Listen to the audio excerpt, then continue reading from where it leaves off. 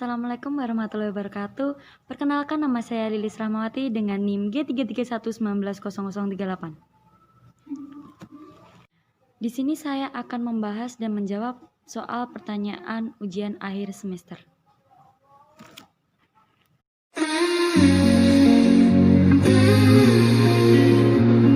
Saya akan menjawab pertanyaan nomor 1. Menurut hasil analisa saya, peran pemerintah sebagai juru bicara berguna untuk merubah perilaku masyarakat dan menerangkan bagaimana perilaku hidup sehat yang berbasis pencegahan termasuk vaksinasi. Hal ini penting agar seluruh lapisan masyarakat memiliki pemahaman yang tepat dalam setiap perkembangan vaksinasi COVID-19, baik dalam proses pravaksinasi, vaksinasi, maupun pasca vaksinasi. Maka dari itu, menggunakan media massa sebagai wadah pers dan alat komunikasi massa dinilai punya peran penting dalam mewujudkan keterbukaan informasi publik. Masyarakat yang kurang paham dapat menyebarkan berita hoax dan membuat masyarakat lainnya menjadi ketakutan atau dengan istilah parno.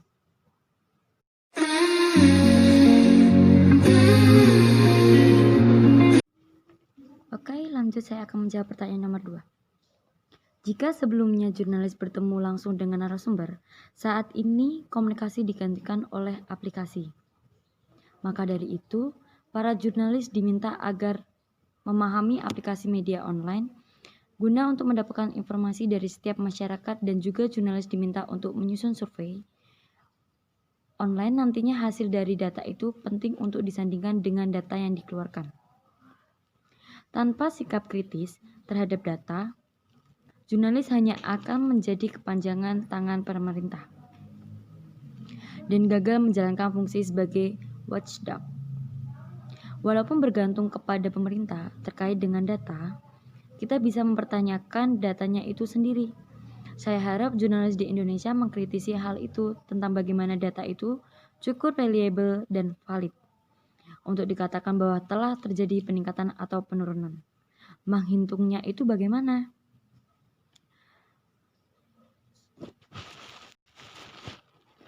Salah satu tugas jurnalis dan media adalah memperkecil kesenjangan data real dan media. Adalah data formal penting bagi pemerintah untuk bersikap terbuka terkait dengan pengelolaan data dan penanganan krisis COVID-19. Media juga perlu menyertakan masyarakat penikmat media dalam penyusunan laporan di tengah pandemi.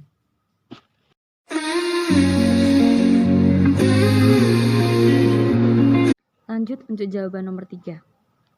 Penyampaian data yang tidak transparan merupakan bentuk pelanggaran standar etika berupa kejujuran yang semestinya dijunjung tinggi oleh pemerintah dalam penyelenggaraan negara. Tetapi yang terjadi justru kebijakan pemerintah dalam penanganan COVID-19 seringkali tumpang tindih. Ketidakjelasan ini menyebabkan kebingungan publik sehingga respons krisis tidak disertai empati, menghambat penanganan wabah COVID-19 di Indonesia. Padahal dalam kondisi seperti ini sangat penting menerapkan etika respons komunikasi krisis yang cepat untuk menanggulangi dampak buruk pandemi COVID-19. Pemerintah juga semestinya menerapkan etika komunikasi krisis sebaik mungkin dengan cara menyampaikan informasi yang transparan terkait penanganan COVID-19.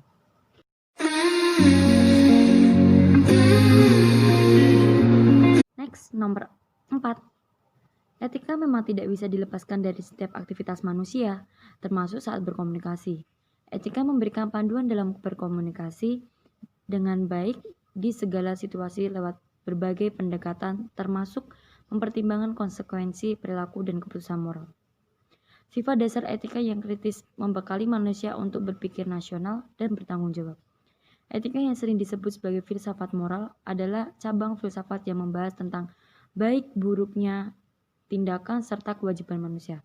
Dengan kata lain, etika membahas bagaimana seharusnya manusia bertindak. Sementara kebenaran adalah suatu wujud kemuliaan, Aristoteles menjelaskan etika lebih bersandar pada karakter ketimbang perilaku. Jadi, Komunikator yang baik adalah orang yang menjunjung tinggi etika berkaitan dengan kejujuran dan kebijakan.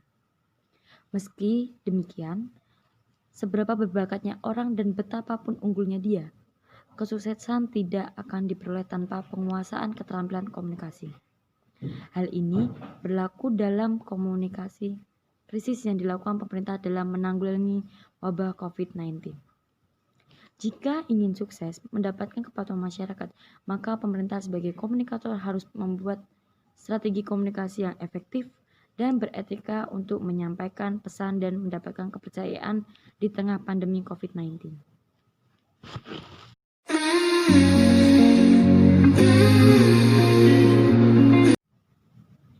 Oke, terakhir untuk kesimpulan dari saya, nomor 5.